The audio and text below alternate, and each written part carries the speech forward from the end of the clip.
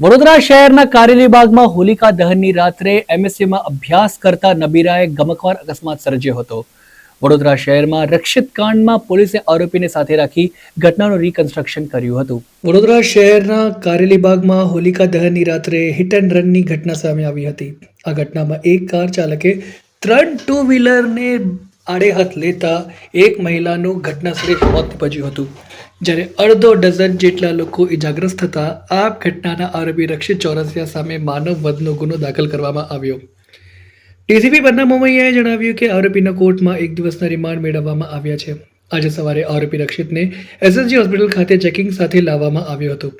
આરોપીએ દુખાવો થતા હોવાની ફરિયાદ કરતા તેને એસએસજી હોસ્પિટલ લાવવામાં આવ્યો હતો.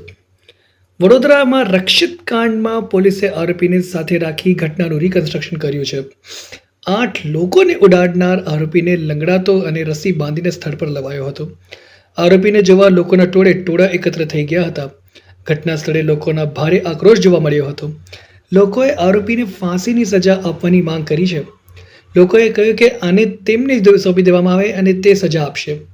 અગાઉ પોલીસે આ કેસમાં આરોપી રક્ષિતને કોર્ટમાં રજૂ કરીને 1 દિવસના રિમાન્ડ મેળવ્યા હતા. આ દરમિયાન નશો ઉતર્યા બાદ આખી રાત આરોપી રક્ષિત ચોરસિયાએ કારેલીબાગ પોલીસ સ્ટેશનની કસ્ટડીમાં પડખામાં ફેરવ્યા હતા. વડોદરા શહેરમાં 13 માર્ચે રાત્રે 11:15 વાગે પૂરપાટ ઝડપે આવેલા કાર ચાલક રક્ષિત ચોરસિયાએ 8 લોકોને અડફેટે લીધા હતા, જેમાં એક મહિલાનું મોત નીપજ્યું હતું અને 7 લોકો ઇજાગ્રસ્ત થયા હતા. અગાઉ આરોપી નબીરા રક્ષિતને છાતીમાં દુખાવો ઉપડતા તેને સયાજી હોસ્પિટલમાં લવાયો હતો, જ્યાં તેને સર્જિકલ વોર્ડમાં મેડિકલ તપાસ માટે લવાયો હતો. આ દરમિયાન આરોપી રક્ષિતે કહ્યું કે છાતીમાં દુખાવો થઈ રહ્યો છે અને તેને કારમાં ઈજા થઈ હતી. આમ આરોપી રક્ષિતે 2 અલગ બહાના બતાવ્યા હતા. સયાજી હોસ્પિટલમાં મુખ્ય આરોપી રક્ષિત ચોરસિયાના 2 વાર એક્સરે અને સોનોગ્રાફી કરાઈ હતી.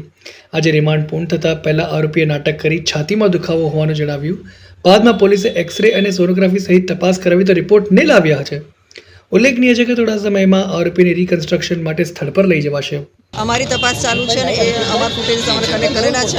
અમારી તપાસ ચાલુ છે અને તમામ મુદ્દા પર અમે આવરીને તપાસ કલમ 105 મુજબ અમે ગુનો દાખલ કરેલો છે અને અત્યારે અમારી રિમાન્ડના મુદ્દા પર તપાસ ચાલી રહી છે. અમે અત્યારે એને જે નિયમ મુજબ મેડિકલ કરાવવાનું હોય છે એ પ્રમાણે અમે મેડિકલ એને સમયાંતર કરાવીએ છીએ. અમે અમારી તપાસ જે રિમાન્ડના મુદ્દા હાલમાં અમે લોકોએ આરોપીને ગઈકાલે નામદાર કોર્ટમાં રજૂ કરતા નામદાર કોર્ટે 1 દિવસના રિમાન્ડ કરેલા છે.